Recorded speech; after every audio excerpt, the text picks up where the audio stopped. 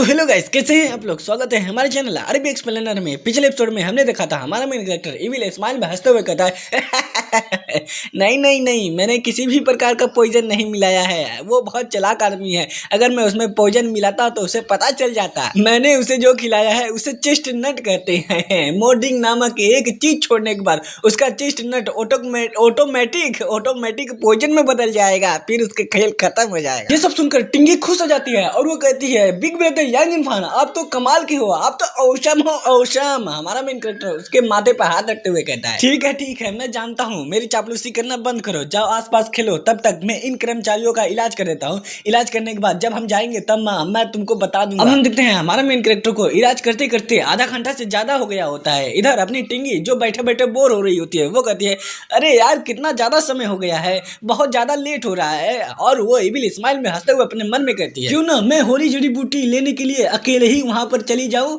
Alphonso और उसके आदमियों का अभी अभी इलाज हुआ है, इसलिए उनसे मुलाकात होने की कोई संभावना ही नहीं है। अगर इसके अलावा मैं उस होली जड़ी बूटी को लाने में कामयाब हो गई तो सिस्टर फ्रैंक मेरी बहुत ज्यादा तारीफ करेंगी। ये इतना करने के बाद वो एक छलांग मार के वहां से जाने लगती है और अपने मन में कहती है वाह मैं बहुत स्मार्ट लड़की हूँ, I am so fucking cool लवंडी। सीन शिफ्ट होता है, अब हमें आधे घंटे बाद का सीन दिखाया जाता है। हम देखते हैं हमारा मेन कैरेक्टर उन लोगों का इलाज कर देता है। पीछे वाले बंदे झुक के कहते हैं डॉक्टर यांग आपका बहुत बहुत धन्यवाद, आपने हमारी जान बचाई है, आप हमारा सेवियर हैं। मेन कैरेक्टर हंसते हुए कहता है इसके बारे में जिक्र मत करो टिंगी, चलो चलते हैं। जब वो उधर देखता है वहां पर कोई नहीं होता है, वहां पर एक लेटर पड़ा होता है। वो उसे उठाता है और पढ़ते हुए कहता है बिग ब्रदर यांग इरफान, इंतजार करना बहुत बोरिंग वाला काम है, इसलिए मैं खुद जा रही हूँ उस होली जड़ी बूटी को लाने के लिए। ये सब पढ़कर हमारा मेन कैरेक्टर हैरान हो जाता है और कहता है उस बेवकूफ लड़की ने मेरी बात नहीं मानी, क्या होगा अगर वो लोग घात लगाकर बैठे होंगे, मुझे तुरंत जाकर उसे ढूंढना पड़ेगा। अब सीन शिफ्ट होता है, हमें टिंगी का सीन दिखाया जाता है जहां पर उसको चारों तरफ से बंदे घेर चुके होते हैं, गुंडे घेर चुके होते हैं और उसको बहुत चोट लगी होती है, उसकी हालत खराब होती है। वो गुस्से में चिल्लाते हुए कहती है अल्फांसो तुम यहाँ पर क्या कर रहे हो, और अपने मन में कहती है अरे इसे तो चोट लगी थी, ये यहाँ पर क्या कर रहा है, इसे तो घर पर होना चाहिए। वो कमीना हंसते हुए कहता है तुम्हें क्या लगता है अगर मैं इस गुफा की देखभाल नहीं कर पाता तो मैं किसी और को नहीं रख लेता। मुझे लगा कि फ्रैंक एक बिग शॉट को भेजेगी, लेकिन उम्मीद नहीं थी कि यहाँ पर एक प्यारी सी मासूम सी छोटी बच्ची आ जाएगी। डीमन जनरल जाओ उसका सर काट दो ताकि मैं वो सर उस कुतिया तियानी को गिफ्ट में दे सकूं। इतना सुनते ही वो कमीने तुरंत टिंगी के ऊपर अटैक करने के लिए आगे बढ़ जाते हैं। टिंगी उन लोगों को अपनी तरफ बढ़ता हुआ देखकर घबरा जाती है, डरा जाती है। अच्छा तुम मुझे मारना चाहते हो, आ जाओ देखते हैं किसके अंदर कितना पावर है। गोल्डन क्रो जाओ उनके ऊपर अटैक कर दो। इतना सुनते ही वो गोल्डन क्रो तुरंत उनके ऊपर अटैक कर देता है। भाई वो गोल्डन क्रो बहुत बवाल मचा देता है, अकेला सबको पटक पटक के मारता है, बहुत मारता है। लेकिन तभी अचानक से अपनी टिंगी के पीछे एक बंदा आ जाता है। वो तुरंत अटैक करते हुए कहता है अब तू गई बेटे, आ गई। वो भी कहती है ओ शिट मेरा ध्यान नहीं था, ये मेरे पीछे आ गया। और अपने मन में कहती है दत्तिरजात की लानत है मेरे ऊपर, मुझे बिग ब्रदर यांग इरफान के साथ आना चाहिए।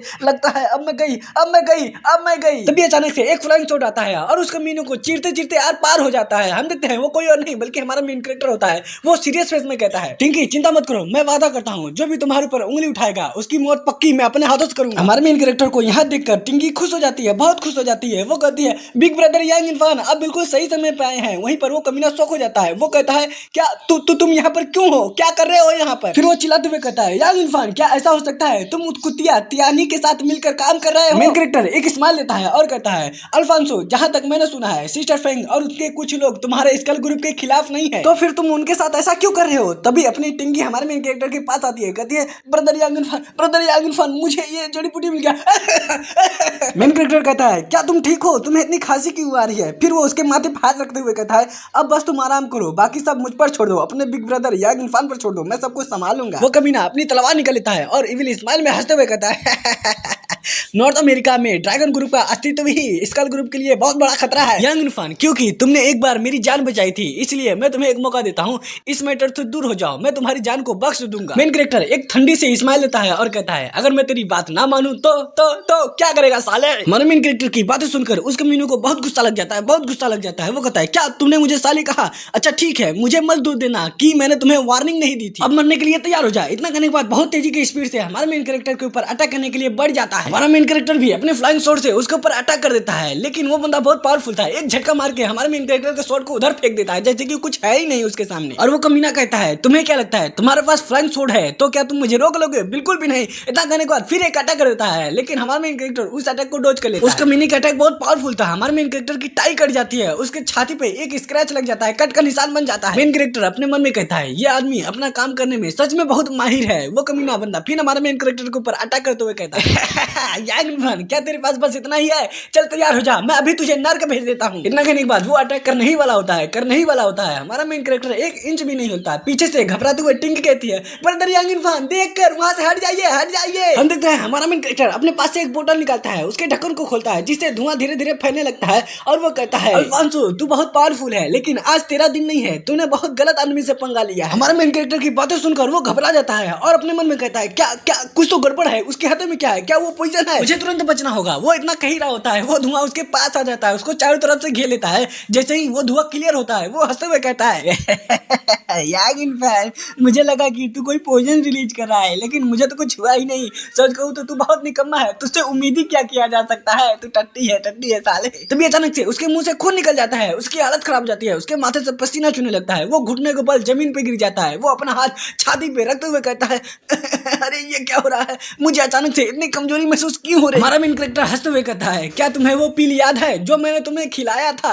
वैसे वो जहरीला नहीं होता, लेकिन ये बोतल जो तुम्हें दिख रही है, इसके अंदर एक खास प्रकार का मिर्च था, वो तुम्हारे सांस के द्वारा शरीर के अंदर चला गया और वो पील के साथ प्रक्रिया करके जहर बन गया। फिर वो अपने शॉट को अपने पास बुलाता है और कहता है, इस समय तुम्हारा पैर पहले ही से कब्र में है, तुम्हें कभी भी किसी को कम नहीं आंकना चाहिए, अब भुगतो। हम देखते हैं वो कमीना जमीन पर धड़ाम दे गिर जाता है और कहता है, तुम बहुत चालाक हो, तुम बहुत कमीने हो, तुमने मुझे फंसाया है। हमारा मेन कैरेक्टर इविल स्माइल में हंसते हुए कहता है, अब समय आ चुका है अपना पुराना बदला लेने का। हमारे मेन कैरेक्टर की इतना खतरनाक स्माइल देखकर उसकी फट के चौसठ हो जाती है, उसका लाल चेहरा पीला होने लगता है। वो कहता है, अरे अरे तुम मेरे साथ क्या करना चाहते हो? मुझसे दूर रहो, मुझसे दूर रहो। फिर हम देखते हैं हमारा मेन कैरेक्टर उस कमीने की तलवार उठा लेता है और उसकी आंखें चमकने लगती है। वो कहता है, वाह ये तलवार तो सच में बहुत अच्छी है, मुझे इसकी टेस्टिंग करनी पड़ेगी। इतना कहने के बाद पीछे अटैक कर देता है। भाई उस तलवार का अटैक कितना खतरनाक था, इतना खतरनाक था, उसके रास्ते में आने वाले चट्टान पत्थर सबके टुकड़े टुकड़े कर देता है, टुकड़े टुकड़े कर देता है। हमारा मेन कैरेक्टर कहता है, वाह ये तलवार तो मेरे हाथ में बहुत अच्छी तरह से जम रही है, ये तलवार तो सच में एक बेहतरीन तलवार है, अब से ये मेरा, मैं इसे अपने साथ ले जाऊंगा। इतना कहने के बाद पता नहीं कहा स्पेस, पता नहीं पॉकेट सॉकेट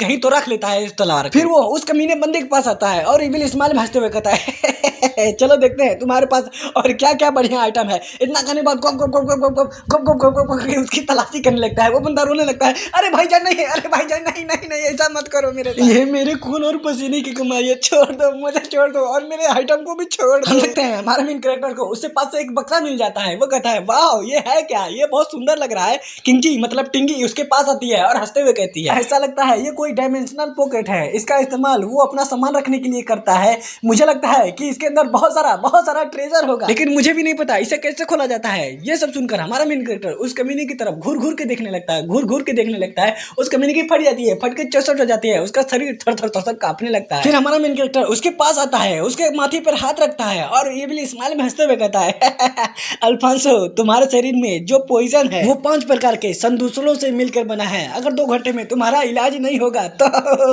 तुम पूरे जिंदगी भर पागल बन जाओगे, पागल बन के घिरोगे फिरोगे, इधर उधर घूमोगे। हमारे मेन कैरेक्टर की बातें सुनकर वो कमीना रोने लगता है और कहता है, ए भाई यार ऐसा ना करो, तुझसे ना करो, मैं तुम्हें वो दे दूंगा, मैं तुम्हें वो दे दूंगा। इतना कहने के बाद कोई मंत्र बोलकर उस बक्सों को खोलने लगता है और अपने मन में कहता है, ये साला कितना कमीना है, बहुत हरामी है, मेरे 10 सालों की जड़ी बूटी मैंने जो इकट्ठा की थी, सारा आइटम ये सब ये लेके जा रहा है। वो बक्सा जोर जोर से रिएक्शन करता है और ग्लो भी करता है, तभी उसके अंदर से बहुत सारा आइटम ऊपर से नीचे गिरने लगता है। हमारा मेन कैरेक्टर और टिंगी दोनों लोग खुश हो जाते हैं। हमारा मेन कैरेक्टर कहता है, टिंगी देखो हम बहुत अमीर होने वाले हैं। वो भी कहती है, हाँ बिग ब्रदर आप बिल्कुल सही कह रहे हैं, पैसा ही पैसा होगा, मजा आ जाएगा। तभी हमारे मेन कैरेक्टर के हाथ में अचानक से एक अंगूठी आ जाती है। वो उस अंगूठी को अपने हाथ से पकड़ता है और कहता है, ये तो फायर एलिमेंट स्पिरिचुअल इंस्ट्रूमेंट है। टिंगी ये लो फायर एलिमेंट स्पिरिचुअल इंस्ट्रूमेंट, ये तुम्हारे लिए है।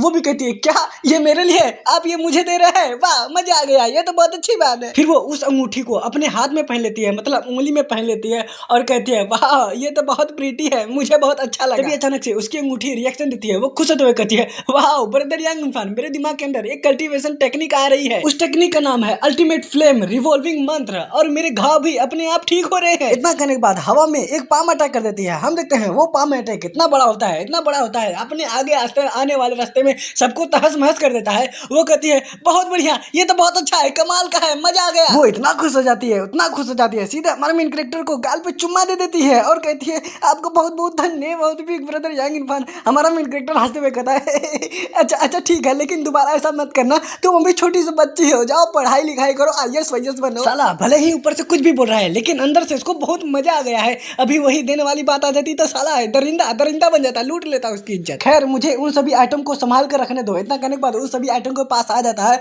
और अपने मन में कहता है मुझे तो नहीं लगता इस कमीने ने कोई अच्छा काम करके ये सब आइटम इकट्ठा किया होगा। खैर आज तो मेरा बहुत फायदा हो गया, अब ये सामान सारा मेरा है। फिर उन सभी आइटम को पता नहीं कहाँ धरने लगता है, एक एक करके सब सामान गायब होने लगता है, पता नहीं कहाँ धर रहा है, मुझे भी नहीं पता। पीछे वाला बंदा, वो कमीना बंदा कहता है डॉक्टर यांग अगर आप खुश हैं तो क्या आप मेरी जान बचा सकते हैं। वो एक पिल का बोतल निकालते हुए कहता है हाँ मैं तुम्हारी जान बचाऊंगा, तुमने मेरे साथ बहुत अच्छा कोऑपरेट किया है, लेकिन ये एक एंटीडोट है, अगर 3 महीने बाद तुम ये दवाई नहीं लोगे तो मर जाओगे। 3 महीने बाद अगर तुम्हारे पास ये दवाई ना हो तो सिस्टर त्यानी के पास आ जाना। इतना कहने के बाद उसकी तरफ एंटीडोट का बोतल फेंकते हुए कहता है हालांकि मुझे नहीं पता सिस्टर फेंक त्यानी ये एंटीडोट का बोतल तुम्हें देंगी कि नहीं। फिर हमारा मेन कैरेक्टर कहता है टिंगी चलो चलते हैं, वो भी कहती है ठीक है। इतना कहने के बाद दोनों लोग वहां से जाने लगते हैं। पीछे से वो कमीना उस पील की बोतल को उठाता है, उसके अंदर से पील निकालता है और अपने मन में कहता है आखिरकार अब मैं बच जाऊंगा, मैं अल्फांसो नॉर्थ अमेरिका में मैंने आग लगा दिया था, तहलका मचा दिया था, बच्चा बच्चा मुझसे डरता था, लेकिन मुझे उम्मीद नहीं थी कि एक डॉक्टर आकर मुझे हरा दे। अब हम अपने मेन कैरेक्टर की तरफ देखते हैं, वो अपने हाथ में होली जड़ी बूटी लिया होता है। वो कहता है ठीक है होली जड़ी बूटी हमें मिल गया है तो बिना बर्बाद किए मतलब बिना समय बर्बाद किए हमें घर वापस चलना चाहिए। टिंगी कहती है ठीक है बिग ब्रदर, लेकिन आपने अल्फांसो को जिंदा क्यों छोड़ दिया, उसे मारा क्यों नहीं, पहले उसने हमें बहुत परेशान किया है। मेन कैरेक्टर मुस्कुराते हुए कहता है बेवकूफ लड़की, अगर हम इस समय होंगसिया में होते तो हम बिना किसी दिक्कत के उसे मार सकते थे, लेकिन हम स्कल ग्रुप के इलाके में हैं, अगर हमने उसे मारा तो तुम लोगों के ऊपर बहुत बड़ी मुसीबत आ जाएगी। टिंगी कहती है ओ अच्छा अब मैं समझ गई, लेकिन बिग ब्रदर यांग इरफान अब मुझे बेवकूफ लड़की कहना बंद कर सकते हैं, टिंगी टिंगी नाम है मेरा। मेन कैरेक्टर सोचते हुए कहता है हाँ तुम तो सही कह रही हो, तो मैं तुम्हें क्या कहकर बुलाऊं। वो भी कहती है टिंगी टिंगी नाम है मेरा, आप मुझे टिंगी कहकर बुला सकते हैं। तो गाइस इस एपिसोड का एंड हम यहीं करते हैं। अगर ये वीडियो आपको अच्छी लगे तो लाइक कर दो, सब्सक्राइब कर दो। मिलते हैं किसी नेक्स्ट एपिसोड में, तब तक के लिए सायोनारा, मिलेंगे दोबारा, तेरा भाई वापस आएगा।